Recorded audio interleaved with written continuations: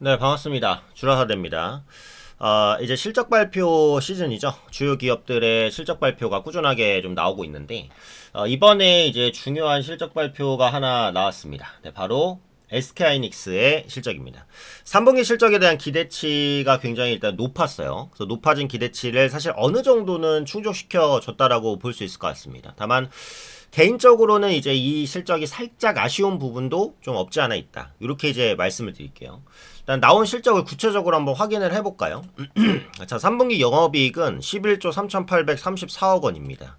창사 이래 최대입니다. 어마어마한 실적입니다. 진짜 수치상으로는 10조를 넘은 것도 처음인데 11조 3천억을 찍었으니까 정말 장난이 아니다라고 보시면 될 것 같고, 시장 컨센서스는 11.4조 정도 됐어요. 그러니까 컨센서스를 충족시켰거나 약간 미달했다. 그 정도로 보시면 됩니다. 눈높이 정도는 맞췄다. 이렇게 보셔도 될 것 같아요. 이유는 뭐 제가 반도체주를 그동안 워낙에 많이 설명을 드려서 다 알고 계실 겁니다. 디램과 낸드 가격 상승, 그 다음에 AI 서버용 이제 고성능 제품 출하량 증가 등등등 이런 것들로 인해서 분기 기준으로 역대 최대 실적을 달성을 확실하게 했다라고 보시면 될 것 같고요. AI 인프라 투자가 꾸준히 확대되면서 메모리 수요가 좀 급증을 했고요. HBM3 12단, 서버양 DDR5 고부가가치 제품군 판매가 계속해서 확대가 되면서 지난 분기에 기록한 역대 최고 실적을 다시 한번 기록을 했다라는 겁니다. DDR5 출하량도 증가하고 SSD까지도 실적에 영향을 미쳤다라는 거죠. 일단 실적에 대한 부분만 조금 더 말씀을 드리면, 자, 기본적으로 이제 HBM에 대한 수요가 이제 폭증했다라는 부분을 들 수가 있는데, HBM이죠. 근데 여기에 중요한 게 뭐냐면, 그 HBM에 대한 공정을 늘리면 늘릴수록 어떤 공정은 줄어든다? 근데 기존의 레거시 D램 공정이 감소할 수밖에는 없어요. 그러니까 기존에 있었던 D램 공정을 변환하거나 축소시켜서 HBM을 공정으로 전환을 하는 거기 때문에 기존의 레거시 D램에 대한 생산이 줄어들거든요. 근데 최근에 인텔의 호실적에서도 봤지만 레거시 반도체 수요가 회복이 되고 있단 말이에요. 자, 그러면 레거시 반도체 수요는 증가하는데 D램에 대한 공급이 감소한단 말이에요. 그러면 P라고 볼 수 있는 가격은 당연히 상승을 하겠죠. 그래서 요즘에 낸드 플래시와 D램 가격이 굉장히 많이 올랐습니다. 진짜로. 컴퓨터를 사시는 분들이라면 느낄 정도로 많이 비싸졌어요. 그래서 HBM에 대한 수요는 AI로 계속해서 폭증을 하고 있는 상태에서 D램인 레거시 반도체까지 가격이 올라가 버리니까 업황은 사실 진짜 뭘로 설명할 수 있냐? 이보다 더 좋을 수 없다라는 거예요, 사실. 이보다 더 좋을 수 없을 정도로 너무너무 좋은 겁니다. 그러니까 이렇게 되면 항상 이제 걱정되는 게 있죠. 그 다음은 어떨까? 그죠? 물론 일각에서는 이제 4분기에 뭐 15조까지도 갈 것이다. 이런 전망들도 나오고 있어요. 현재 추세를 보면 그게 뭐 아주 그 잘못된 전망은 아닙니다. 근데 지금 이 너무너무 좋은 상태가 언제까지 이어질 수 있을까에 대한 그런 부담감은 살짝 있다라는 거고요. 그리고 제가 이제 영상을 찍을 때 초반에 약간 아쉽다라는 말씀을 드렸어요. 왜 그러냐? 자, 보통 실적 시즌이 되면은 뭐랑 비교를 하냐? 컨센서스랑 비교를 합니다. 그러니까 증권사의 전망치 대비해서 실적이 잘 나왔냐, 못 나왔냐. 이게 중요해요. 그런데 실적 발표 직전까지 컨센서스의 변화가 또 중요한 거거든요. 그러니까 직전까지 실적 전망치가 올라가는 경우가 있고요. 실적 전망치가 내려가는 경우가 있습니다. 하이닉스는 어떤 경우예요? 올라가는 경우였습니다. 실적 전망치가. 그죠? 그리고 보통 이제 컨센서스가 올라갈 때는 어닝 서프라이즈를 내요. 올라간 전망치보다 더 높은 실적이 나올 경우가 많고, 컨센서스가 내려갈 때는 어닝 쇼크를 낼 경우가 많아요. 내려간 전망치보다 더 낮은 실적이 나올 경우가 높거든요. 이걸 잘 보여줬던 게 뭐다? 삼성전자였습니다. 삼성전자의 3분기 잠전 영업이익은 12.1조 원이었어요. 근데 시장에서는 어느 정도를 전망했냐? 한 10조 원 중반대를 전망했고, 정말 많이 나오면 11조 원도 나올 수 있겠구나 라고 전망했어요. 근데 그걸 뛰어넘는 12.1조가 나왔어요. 어닝 서프라이즈죠. 실적 전망치가 올라가면 서프라이즈를 낼 가능성이 높다라는 겁니다. 그래서 SK하이닉스도 보시면 전망치가 계속 올랐어요. 전망치 뭐 9조, 10조, 그 다음에 이제 뭐 11조, 12조 계속 올라간 다음에 궁극적으로는 13조도 나올 수 있겠다는 전망도 살짝 있었고 12조까지는 기대라는 전망도 있었거든요. 근데 실질적으로는 얼마예요? 11.3조예요. 그죠? 보통 컨센서스가 올라갈 때는 어닝 서프라이즈를 내는 경우가 많았는데 이번엔 컨센서스가 올라갔지만 그냥 컨센 충족 정도가 나왔단 말이에요. 그 말은 뭐냐? SK하이닉스의 뭐 업황 전망이나 이런 것들이 안 좋았다 이게 아니고 업황은 정말 너무너무 좋았는데 시장의 눈높이 자체가 정말 너무너무 많이 올라간 거예요. 그러니까 지금 예를 들면 엔비디아랑 비슷해요. 엔비디아 너무 좋죠. 근데 시장에 대한 엔비디아 눈높이가 너무 높아요. 그래서 한 번이라도 이 눈높이를 충족시키지 못하고 삐끗한다? 그럼 바로 차익 물량 나옵니다.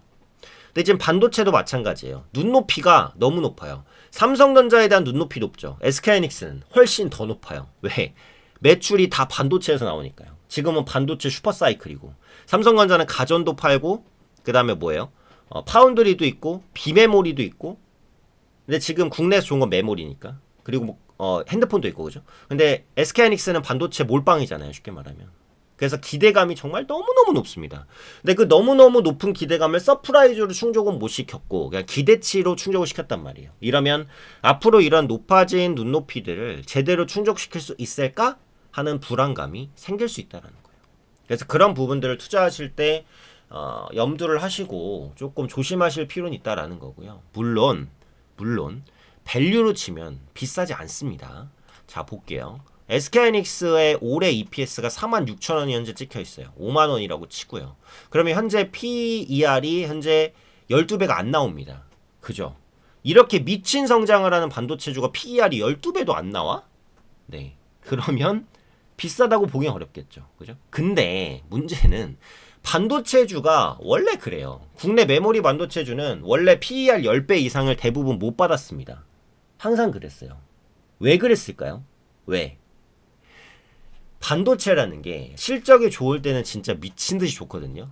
안 좋을 때는 손실도 조 단위로 지켜요. 자 보시면 2023년에 SK하이닉스의 영업이익이 적자인데 이게 얼마입니까? 억 원이잖아 단위가. 억, 10억, 100억, 1000억, 조. 영업이익 적자가 7.7조가 찍힙니다. 이게 하이닉스 같은 반도체주니까 이런 영업이익을 견딜 수 있지. 일반 기업이 7조 원 영업적자 찍혔다고 생각해 보세요. 그냥 파산입니다. 그냥 파산. 절대 못 버텨요. 근데 반도체가 원래 이래요. 흑자가 날 때는 미친 듯이 나고 적자가 날 때도 어마어마하게 나거든요. 이걸 뭐라고 해요? 사이클 산업이라고 하죠. 그러다 보니까 실적이 잘 나도 PER 10배를 뚫기가 어려웠던 거예요. 근데 이번에 PER이 12배, 13배까지 뚫어내고 있다는 거예요. 그러니까 새로운 세계가 씌어지고 있죠. 이게 우리가 한 번도 가지 못한 길을 가다 보니까 예측이 어렵습니다. 그래서 그냥 지금은 추세에 맡길 수밖에 없는데 제가 드리는 말씀은 반도체가 끝났다 위험하다 이건 아니에요. 다만 시장의 눈높이 자체가 너무너무 높아져 있기 때문에 그런 눈높이를 앞으로도 계속해서 맞춰줄 수 있을 것이냐 그 부분에 대한 부담감들이 꾸준하게 앞으로 반영될 수 있다는 거예요. 그럼 그런 부분들은 주의가 필요하죠. 그래서 저는 이제 하이닉스 같은 경우에도 지금 이제 보유자의 영역이다 이렇게 이제 말씀을 드리는 거고 신규로 들어가려면 어쨌든 반도체 슈퍼사이클이 진행되고 있는 것은 맞잖아요. 그죠? 그러면 반도체 슈퍼사이클의 수혜 가능성이 있으면서도 주가가 상대적으로 못 올랐었던 바닥권에 있는 종목은 뭘까? 그런 것들을 찾으면 충분히 이제 투자를 하시는데 도움이 될 거라고 생각하는 거죠. 그래서 그런 종목들을 소개를 해드릴 겁니다. 자, 그 종목은 지금 이제 영상에 그 더보기가 있어요. 옆에 더보기를 누르시면 그 밑에 바로 링크를 누를 수 있게 뜰 거예요. 그냥 마우스로 클릭하시면 되고 핸드폰으로 보시는 분들은 손으로 누르시면 됩니다. 영상에 더보기 있잖아요. 더보기를 누르시면 그 설명란 밑에가 쫙 열리는데 거기에 링크가 있어요. 그 링크를 누르시면 요게 뜹니다. 혜택 신청인데 자, 무료입니다. 무료. 자주 말씀드리지만 무료니까 충분히 이제 정보를 많이 가져가시면 유리하겠죠. 무료니까요. 그리고 이제 이용하실 혜택 체크를 해주시면 돼요. 뭘 받고 싶으신지 단타 받고 싶으면 세력주 받고 싶으면 분석 받고 싶으면 뭐 중복을 하셔도 되니까 무료로 이용하시고요. 그다음 연락처 적어주셔야 무료로 정보를 드릴 수가 있을 거잖아요. 그죠? 연락처 적어주시고 그다음에 이제 보유주식 상담해드리니까 보유주식 중에 궁금하신 거 있으실 거 아니에요? 그런 거 그냥 가감 없이 써주세요. 편안하게 말씀드릴게요. 편안하지만 정확하게 분석해서 냉정하게 말씀드릴 거니까 보유 종목 써주시고 그 다음에 삼자제공 동의 해주셔야 무료지만 정보 드릴 수 있습니다. 여기까지 체크해주시고 지출 눌러주시면 됩니다. 지금 이제 시장이 계속해서 좋은데 이런 시장에서 수익을 못 내고 있다면 매매가 잘못된 겁니다. 그죠? 그래서 그런 매매는 바로 잡으셔야 돼요. 그래서 그런 매매 제대로 하실 수 있게 제가 도와드릴 테니까요. 편안하게 신청하시고 수익 보시면 됩니다. 기관 외국인에게 지지 않는 투자하자. 항상 말씀드리잖아요. 지지 않는 투자 하실 수 있어요. 개인이 우리 주식시장의 주인공이니까 그 주인공 역할을 하실 수 있도록 도와드리도록 하겠습니다.